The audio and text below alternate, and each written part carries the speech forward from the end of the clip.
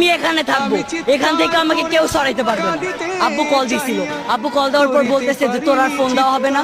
আম্মুকে কল দেওয়া হয়েছিল, আম্মু বলতেছে তোর তুই তাড়াতাড়ি বাসায় না, তোর বাসায় ঢুকতে দেবে। আমি বলছি যে আচ্ছা, আমি বাসায় ঢুকবো না, আমি বাইরেই থাকবো, রাত্রে আজকে বাইরেই থাকবো, 2-3 দিন তুমি চেষ্টা করো না। যতদিন না বিজয় হইতেছে, আমার আজকে ভাইয়েরা কোটার জন্য সুইসাইড করতেছে, আমার ভাইয়েরা চাকরি পাইতেছে না, সুইসাইড করতেছে। কেন করতেছে? আজকে ভাইয়েরা করতেছি, ভবিষ্যতে কি আমরা সুইসাইড করবো না?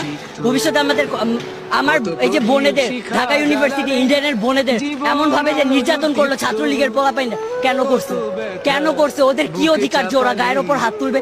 আজকে আসার আগে পুলিশ আমাদের ধরছে, ভিডিও আছে আমার কাছে, আব্বুর থেকে ফোনটাই নাম ভিডিওটা ভাইরাল করব। পুলিশে আমাদের হাত ধরছে, কেন? আমাদের গায়ে হাত দেওয়ার ওদের সাহস কিসের আছে? পুরাটা বিশ্বকে জানাই দেন, এই যুদ্ধ চলবে চলবে চলবে যতদিন না আমরা জিততেছি। আমি Tanmoy Kumar model high school খিলগাঁওয়ের এবারে 10ম শ্রেণী থেকে মানে এসএসসি দিয়ে বের হইলাম, কবি নজরুলের ফার্স্ট ইয়ার স্টুডেন্ট, অ্যাডমিশন নিলাম।